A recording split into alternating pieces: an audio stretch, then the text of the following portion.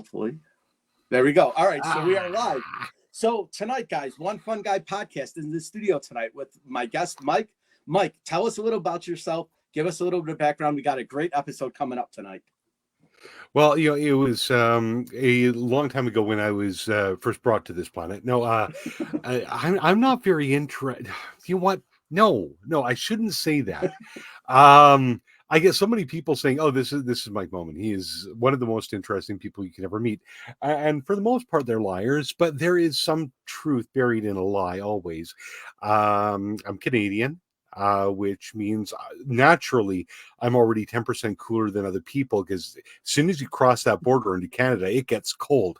Um, uh, and I, well, gee, um, I really like horror movies. My biggest thing, my favorite horror movie of all times, is Hellraiser. And I really need to get into the Terrifiers because those had all been coming up, but now I've got a daughter and my partner who doesn't like horror movies, so I need to find time to get really well acquainted with Art the Clown. Um, I think my favorite comedy movie of all time is that was a toss up between Ferris Bueller's Day Off as one of those classic 80s, but also I have a severe love for the Shaun of the Dead and Hot Fuzz. Not so much Right. the other from the trilogy, but those two I could watch back to back and then back to back again. And I have done that before while drinking. I no longer drink because things just got a little bit too real. I was a radio DJ for about a decade of my life. Then I decided, hey, you know what? I think because of all that experience in radio, I'm going to go to law school because why not? So I did go to law school and I, with distinction, did pretty good there. Still not a lawyer, though. I mean, yeah. So I got the ability to argue with people. I just don't have the paycheck Right. to brag about it. So that's a little bit about me. Well, that is awesome. And I didn't know you were a horror movie buff because we did a horror movie podcast a couple weeks ago, and we are actually going to be doing another one, I think, next week or the week after. So you might be Mm. a guest on that one as well. We might get Oh you gosh, on I am by no with that. means am I an expert outside of 80s, 90s horrors. And that's what we Um, pretty much talked about was the whole podcast was mostly your Nightmare on Elm Street, the Hellraiser was brought up. You fit right in. It would be well, perfect. I actually did a paper on the Americanization of Hellraiser when I was in my film studies course. No, sorry, that was my British film studies course, and it's really interesting when you see that, despite it being filmed in England, the author who originally wrote Hellbound Heart, he's British. Everything is British. It is like it shits the queen. It's so British, but Right. um, once they you started overdubbing voices. So Uncle Frank got overdubbed with an American accent. Kirsty was already American, but that was about it. And then even the funny thing that not many people know about this is the cockroaches. They didn't think they were interesting enough in England, so they brought over American cockroaches for Hellraiser 1. That is pretty awesome. There, I know some like little bits of useless information. Hey, those are the best parts. Those are the ones that stick with you. So let's get into the comic book, right? So you are Oh, obviously yeah, a I do that. writer and an author, right? So let's start at the And artist. beginning. And an artist, right? So Yeah. let's go back to the beginning. What made you want to do this? Where did the idea come from? How did it come about? Oh, we're rolling back a long time because I'm old as balls, but this idea is actually from when I was 15 years old. So when I was 15, as everyone does when they're 15, they start playing the guitar. And one of the first songs I ever wrote was called Oldsmobiles with Laser Guns. It was a nifty little pop punk song, which I fell in love with, and I thought it was just the coolest song ever.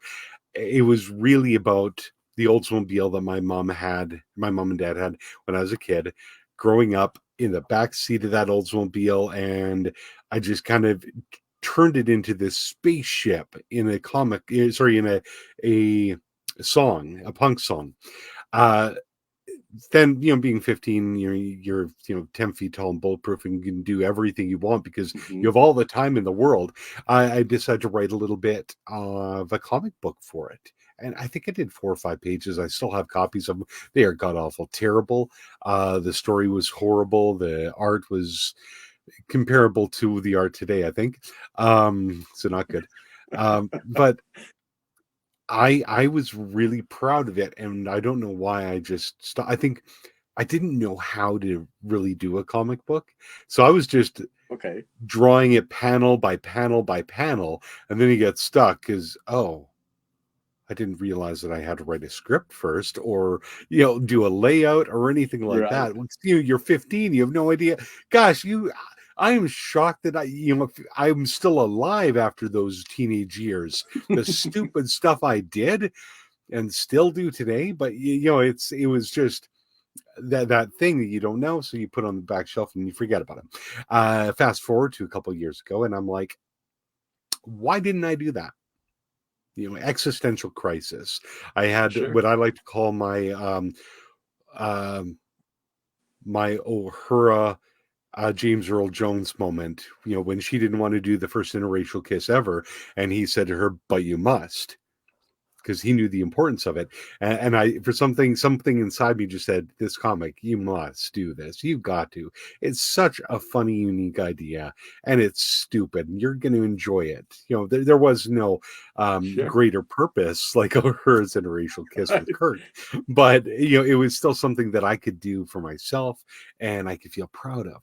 Um, once I figured out the changing characters from the original when I was 15 to people that I could more relate to, and brought a more mature lens to it. It was just straightforward, full speed ahead from there. And issue one took me forever. There were few rules that I had for myself. I wanted to write it, I wanted to draw it, and I was not going to beat myself up for how crappy it was, because the philosophy I've got that, you gotta embrace your suck. You're gonna Hmm. suck at things when you start. I don't want to poo poo on other people that are making comics. So there's a lot of comic creators who are comic writers. I even have a really close friend now that I met from making comics, and he's the writer, and he just gets someone else to do the art. And a lot of people do that, and there's nothing wrong with it, really. But I, I I didn't want that disconnect. I wanted to be able to say, "This is my creation," and I wasn't gonna be embarrassed at how bad the art is, and I embrace and I let people know, "Yeah, the art may be crappy, but that's what you're paying for. You're paying for something that's unrefined. You're paying for something that's raw, me spilling out." And there are some just tremendous artists that are out there that work for other creators that are just the writer side of it, and then they may very well interpret what people want perfectly, and even I can't perfectly interpret what I want to see, but I get to say I did it all, and I did it my way. um Kind of like that. Right. That's awesome. So am I, you were 15, you had the Oldsmobile. Am I to assume that that was the car you first drove? No, Or I was too young to drive that car. I was young, like I was laying down in the back window of that car because at the time every parent thought that was completely safe. Gosh, I'm lucky I wasn't decapitated. So, yeah, it was an old 1983 Cutlass Sierra, navy blue, just like the Oldsmobile in my comics. I I like it because I learned how to drive on a 98 Regency. So I am very Nice. familiar with the Oldsmobile line. You Um, get it then. yeah. And it's great because my mom worked for a dealership, for a car dealership, and it was Nice. a GM dealership, and they had Cadillac, Yeah. Oldsmobile, Buick, and the whole line of, and my parents had Oldsmobiles, so I grew up Uh-huh. with them, and that's my first car was a '98 Regency, forest green So with yeah, beige interior. So did it have the terrible square and circle GM keys as well? yeah, absolutely. Yep. They I don't know if you um did you have a yeah, chance to flip through issue 3 that I sent you a early release of? I did, and Yeah, and I've it's got Mike throwing pause yeah, the keys, and there they are, the round one and the square one, just from memory. yeah, and it's bizarre because when growing up, I remember the Oldsmobile before that my parents had was the first Mhm, one that had the keyless entry when you walked up to the car and you hit the unlock. So it was yeah. like technology that like we're all used to today. But back in the day, that was like unheard of. Most of the cars you had to, you didn't have that remote feature, and my Mhm. mom and dad's did. So it was unique. They were rockets. I was never a car guy. To much of my father's detriment, since he's an automotive and heavy duty mechanic. But I mean, you're not going to be able to hurt me because I used to hold my dad's flashlight, so I know pain. Sure. Um, but I'm working on the Oldsmobile. But since making this comic, when I would be at like little shows and conventions and such, there was this one pop culture one that I was doing called G-pop. Excuse me. And a guy came up to me. Turned out he was a huge car buff and was just so interested in the fact that it was a comic book about Oldsmobiles. And this guy, like, he did not buy a comic, but he stood there and talked to me for a good half hour. And I am so glad he did, because just finding out that people were that passionate about Oldsmobiles was crazy and bizarre to me. He also gave me the idea for in my issue 3, when they pop up the hood and you get to see the engine for the first time. I want to keep, whatever. I'll just tell. Um, Anyone that is a car buff will notice that it's actually a Rocket 88 engine modified with all the sci-fi sparkly bits on the top. But if a person is an actual car buff, they'll say, "Wait a minute, that's a Rocket 88." And that's the same engine that was in the Batmobile, the Oldsmobile Rocket 88. So the Adam West Batmobile Right. was an Batmobile. Yeah. Oldsmobile as well. Yeah. So I thought it's ironic because the song for Oldsmobile's Laser Guns with 3 jet rockets, because it got three thrusters in the back. So it's got 3 rockets in the back and a rocket engine under the hood. I thought, hey, that's kind of cool. And Yeah. it is So cool, right? It's a unique feature. So yeah. So it's fun. yeah, people that are car guys will notice that and they'll be like, "Oh, I get it." I'm like, I don't, but I'm I guess that's a little nod to the people that like that. Sure. It's fan service, but in maybe a less sexual way. Yeah. Absolutely. So what is the process like for creating a comic book? Do you find a Oh, publisher? Do they come to you? Do you submit work? How does that walk us oh, through the process? I am more independent than NoFX. Okay. Yeah, no, I am not going with the publisher. Yeah, at this point, do I want to? Maybe, sure, possibly. Okay. I'm doing it all solo, and even then, I'm doing really good with sales just by focusing on it. This is gonna be a really cool parallel because, um, growing up as a teen, I was in the bands, and even today, I still jam with some with my band. Um, Doing comics independently is more closely related. And I imagine even as an independent author, books, it's more like being in an independent band than anything else. Okay. Focus on going to those conventions, just like going to a show, meeting people. My process is a lot of anxiety and pain, and thankfully, I've had a lot of people that supported me for some reason. When I first sought out to make issue 1, I had a sketch, a really rough, crappy sketch of just the Oldsmobile being chased by 2 space cops. That was it. And I sent it to a bunch of people. I started a GoFundMe. Like, not, I wasn't promising anything. I didn't have a reason to start the GoFundMe, I don't think, other than, for to help with Sure. printing, maybe. And I just told a bunch of people, hey, I'm going to start a comic. This is the concept. Just one little picture that I drew. And that people gave me enough money to run a full print run of that. To have Okay. So then a you press it modest yourself then. yeah, I modestly Okay. got 300 copies printed just on my own from nothing. That these people weren't expecting anything out of it, but I gave them all profuse amounts of copies and stickers every chance I get, and I recognize that they're the reason that I really got this. Issue two, I decided to try out pre-sales, and again, that just doing pre-sales online and a little bit of social media marketing gained me enough support, enough sales to completely pay for the print run. And that was not even including the sales from issue one, which went to Okay. kind of building better displays, things like that. It's been a tremendous business that's been paying for itself. As well as leaving me with opportunities to grow, make some really cool merch and giveaways.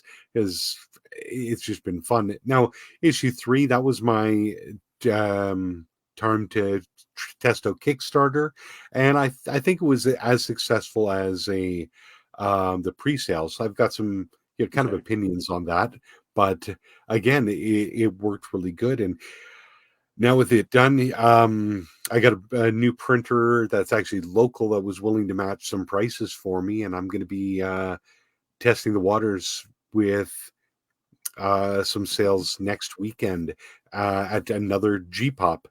So let's see how issue three goes. Awesome. So when you say like G pop and you talk about these events, are they comic related? Are they movie related? Are they car related? Like, how do you find where you're going to insert yourself? Very good. So um, it's a mixed balls. G-pop's one that's local, not say a mixed bag of anything that's pop culture. So you got gaming, you got toys, a couple comic artists. Madcap Studios was there before. Some authors that do sci-fi, podcasters, trading cards. It's all over the map, and I did good there.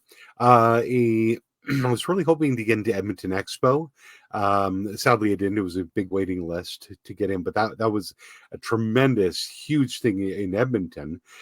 Sadly, being in Alberta, it's not like in the States where there's so many communities so tight. I mean, we're big. We're the second largest country in the world.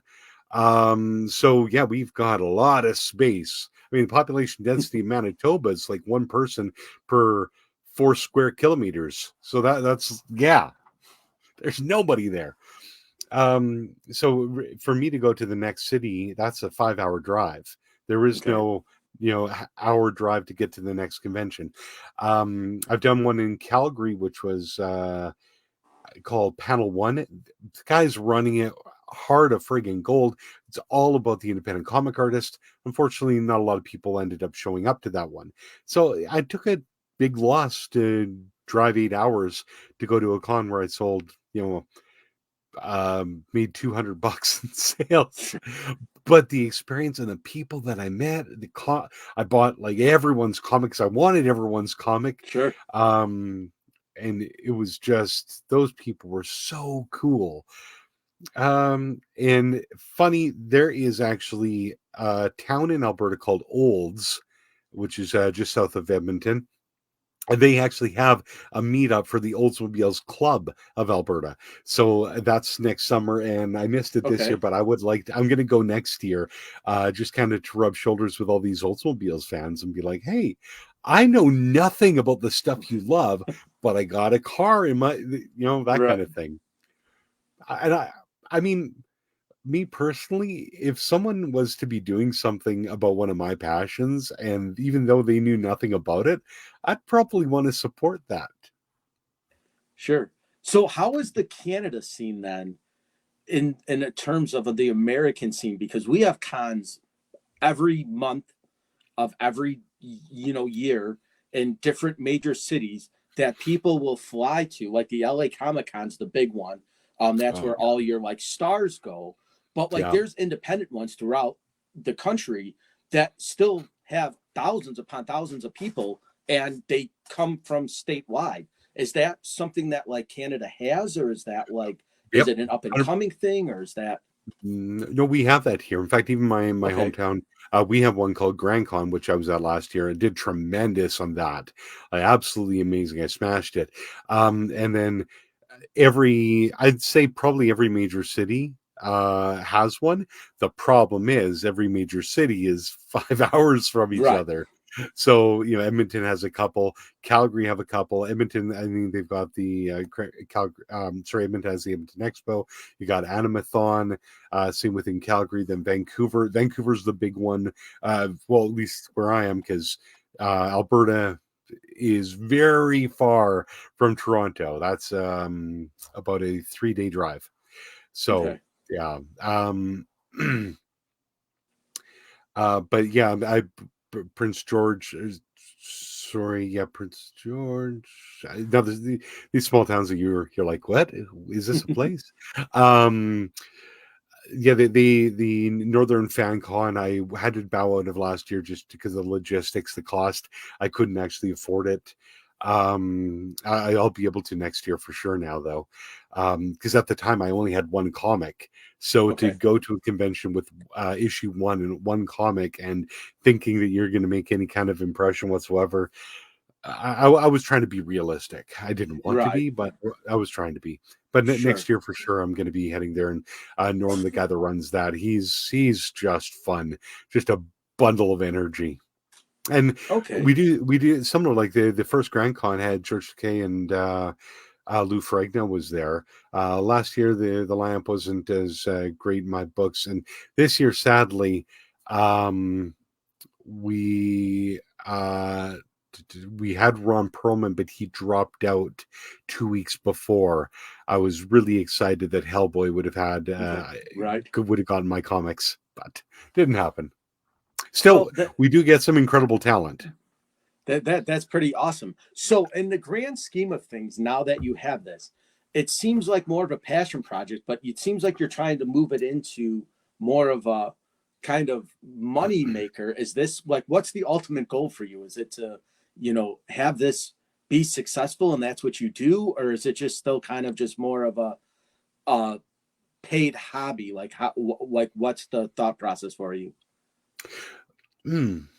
It's good. I think a lot of people are obsessed with monetizing their creativity. And in a perfect world, I would think that a person shouldn't have to worry about that ever, but we should all be able to express our creativity and just have that positive vibe of contributing to society, with their creativity, beautification from that. Mhm. Unfortunately, that doesn't pay the bills. And I think I approach the process of making it for what I want. I would never completely change what I'm doing in order to try and monetize. I would never Okay. make a comic just for the sole factor that it's a niche that's really important, really popular. No one's drawing it. You can make money doing this. That's not what I would ever do. I'm doing something that I'm completely passionate about, and that's the reason I'm doing Oldsmobiles with laser guns. Okay. Um, the money side that I think because I have such a background with entrepreneurship and with business and marketing is I view it from the logistics of getting the product, as my art as Hmm. a product to Sure. people, um, as a way of maybe creating that kind of yeah next the way that I can fund the project into the next step. If I end up getting a couple thousand fans out of it, so I can do that full time, by all means, that'd be awesome. Sure. Right. Okay. Because we always have that like goal in mind, right? Like we judge kind of success by the people that watch us and the people that support us, and then obviously, Hmm. like you said, the money you make from it. And if the money and success never comes, but you made good friends and you had fun along the way, for most Yeah. people that's success, right? That's they Oh were yeah. successful in their venture. Yeah. But then the money is also, it helps, right? Like if you can gain some income from something you love to do and enjoy doing it, and then it's not a hobby anymore and it's a business, that's kind of the ultimate dream. That's because I view Hmm. it the same way with my podcast. Hmm. Like, what would make you feel more successful? Having a podcast where a couple thousand people are tuning in every week, loving it, or making enough money out of it so you can have two a week and people are loving it because you're creating it as a service to people Mm-hmm. and letting them enjoy your art. Um, so being able to dedicate more time to making it better, I think that speaks volumes. As long as you're not doing it strictly for, and again that comes back to doing things just for the money. Like if you just Mm-hmm. start to decide to pivot and change your podcast topics to something that's going to guarantee monetization, well, now you're no longer doing it for your passion and what you want to do. Sure. Yeah, absolutely. I agree with you 100% in that. Now, is this the only project you have, or are there other ideas in that head that might want to come out in the future? Well, surprisingly, because my inspiration for comics has been a lot of European comics. I know if it wasn't for Heavy Metal magazine, I probably never would have gotten into the love for comics, as I've never been the superhero guy, but more the independent and European scene. I would love to do some thin line artwork comic style like Okay. Mobius and just try that. I have a really good post apocalypse short series I'd like to do, which surprisingly actually is going to be taking place in the same Oldsmobiles with laser guns world. But that's just going to have that weird connection, not going Okay. for some sort of weird universe where there'll be a crossover. But while I was sketching it out, sometimes when you see the parallels in your own life, you see your ideas crossing each other. And the other spot was a character that was introduced in issue one, uh, Junior Officer Mitch. He's a recurring character in Oldsmobiles Laser Guns, and I would really like to do a comic series just on him because, as people will find out eventually in the series for Oldsmobiles Laser Guns, he's incredibly interesting. So well, that is awesome. I wish you all the success in that. Thank Now, would you. you ever think about tying music to a comic book, or maybe intertwining those two universes, kind of like Oh maybe how gosh. like Deathlock did, or like any of Well, that kind of. 150%. In fact, um, you if you can, I don't know if you've seen the link yet. I can fire it off to you. The music video for Oldsmobiles with Laser Guns, which is the Oldsmobiles with Laser Guns song with some Okay. clips from my comic, um, completely. And I'd love to incorporate more of my original music that I have. Um, and I've even referenced some of my songs with some of the dialogue, where it's not obvious, but anyone that's reading it that knows the song is like, oh my gosh, yeah, he's doing Right. that. Yeah. Well, that So is I could see it being absolutely awesome. But pipe dreams. Of course, right. do I want Yeah, Oldsmobiles absolutely. laser guns to be an animation? Well, who a comic creator doesn't, right? Do I foresee it in my lifetime? No, but it doesn't mean I wouldn't love to see it. Hey, you got to No. dream it, right? If you could dream it, you could do it, right? Yeah. If So you the conceive it, you can believe it. right. Some I forget. So your musical background obviously is rooted into the comic book, and comic books rooted into music. Hmm. As kind of a side project with your band, if I could touch on that a little bit, is that Sure. something as well that you do for fun, or was that something at one time serious? Did you ever want to be a rock star? Or how did that Oh, go? well, when you're a punk band, no way are you ever going to be a rock star. Um, we had moderate to medium local success, just as Okay. being the miscreant punks that would get on with fights on stage and stuff. And I remember the drummer punched me really hard in the kidneys while marching off stage at one point. Me with my 14-inch mohawk flopping over, um, slamming back beers like they're going out of style, and just being belligerent, and then putting on a 2-hour nonstop show of songs that are never slower than 280 beats per second. I am shocked that I was not doing drugs at the time, because I don't know how I Right. maintained that level of energy. But as soon as we were done the stage, it's like, okay, I'm ready to go pass out and die now. Bye. Yeah. Yeah. But yeah, we do long, hard, fast shows of between hardcore, a little bit more poppy, and lots of skas, closer to like a ska punk band. Oh, that's awesome. That's a cool Yeah. scene. That was big Mm. when I was growing up. The ska punk kind of took over. Yeah. We obviously, No Doubt was kind of the big one that set it off, and then Mighty Mighty Boss Tones and stuff like that. But like, you know, I was an old school punker though. Like I was more Bad Brains, Misfits, Cro-Mags kind of style. That Okay. was Yeah, more I get my it. speed. So Oh yeah, I was all about NoFX, Rancid, Screeching Weasel, the old school Green Day back in the day. So yeah, Bouncing Souls, really all up and at 'em. yeah. That's awesome. We have very similar backgrounds. We hardly know each other, but a few messages back and forth. But like Yeah, how my ironic that we people. have we have a lot of stuff in common that we didn't even know we're going to be like best friends next week. This is pretty Okay, awesome. You sounds know, good.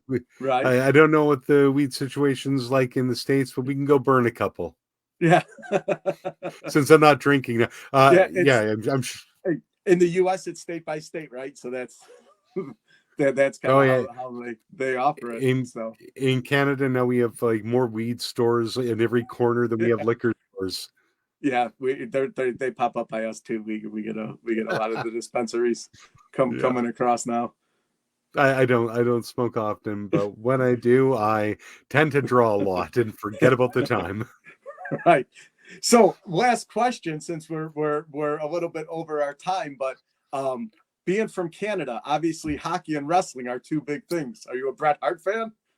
Being from Calgary, is No, that not or from is that I'm north of that, but um I know he was actually at Grand Con last year. He was the biggest name that came to Grand Con. I was I was never much of a wrestling fan, to be okay? honest. So I liked it a bit, and I've got to pay tribute to it, because I'm like one of my friends I graduated with. I guess, well, he left before that, to pursue a career in wrestling. He was on WWE. Rick Victor. Now he's in Billy Corgan's wrestling federation down in okay, yeah, NWA, Florida there. But yeah, yeah, Rick, like when he tells me the stuff that he's done when we're chatting, I'm just like, man, you did your dream in high school to be a right, wrestler, and now he's starting having the family. He's at like the same spot as I yeah, am, and I have a 3-year-old, and he's just now starting the whole family thing, and I'm just like so proud of him for overcoming all that, and he's still a great guy. So um I like that, and I scold him for calling me brother, because it's just something he picked up from being a right, wrestler. Everyone gets yeah, called brother. Hey, brother, brother, yeah. brother. Now, It's funny because my buddy Matt's a huge hockey fan, and his dad was a trainer for the Blackhawks and the Pittsburgh Penguins and stuff like that. But yeah. Bret Hart has the Calgary Hitmen, and their jersey is awesome. It's got like that hockey mask with the pink and black. So when Oh he yeah. went there, he got me a Calgary Hitman hat, and I was like, "This is awesome!" And nobody knows what it is. So like when I wear it, I'm like, "It's Bret Hart's hockey team." Wait. Sorry. Wait a sec here. Um, just double checking. Yeah. Yeah. Yeah. I'm sorry. I was looking at one of the older ones, older designs. Yep. Yeah, Those were cool. Yeah. yeah, they were. Um. Yeah. So, yeah, but medium on the, but I do see a lot of wrestling spillover with the comic fans as well. So that's kind of something that can really be nerded out with. Yeah, it's crazy because we have a couple cons in the Chicagoland area. Yeah, I'm about 90 minutes from Chicago. And all of the Comic Cons have wrestlers and movie stars and musicians now. It's a weird thing, right? Because when it first started, it was more cosplay, right? It was guys getting into anime and wearing yeah, the outfits and stuff. And now it's like music, movies, and sports have like overtaken the cons now, right? Like yeah. the Comic Cons are more movie stars and rock stars than they are like comic book fans. So it's a weird thing, and when I was in school, in college, especially, like Todd McFarlane was the big one, right? He did Yep. Spawn, and he had all those cool action figures, and he got into the rock world and the tattoo world and all that kind of stuff. And it was just a neat crossover to see. And now it's like everybody's doing it. Hmm. So it's a unique thing to see in the for just doing a comic book and going to one of these things versus what it is now. It's grandeur of people. Yep. They try to market to absolutely everyone to get as much as they can out of it. I mean, That makes sense, right? I'm more of a fan of niching down and Yes. having more, but that's okay. Yeah, I hear you. Yep. So, before we wrap things up, is there anything you want to tell the audience where they could find you, where they could find your work, where they can buy one Yeah. of your comic books, where they can find your art? Absolutely. Just the website is fine. Oldsmobilescomic.com is probably the best way to go. That'll have all the news and all the links to anything that's new and ready to go. Issue 3 should be up for pre-sale right away. So hopefully by the time this airs, um, it'll even be up for sale. It is good. It is good. It's the best, I think, spot to jump in. And if they wanted to join my mailing list, there's a link right on the website. They'll get a free digital copy of issue 1 and 2. Perfect. Well, Mike, thanks for being a super guest. We will keep in touch, and if you want to join the horror movie podcast in a few weeks, you are more than welcome to do that. We'll stay in touch, and Horror we'll go from movie there. or horror movie? Yeah, who knows? It gets a little both, right? If Horrors. you All right. It was All right, awesome. Mike. I've Thanks got for I've being got a to go great read guest. some bedtime stories to someone Sounds good. All right, you have a with a great night. soft We'll see you buttery soon, Mike. voice. All All right, right. take it easy.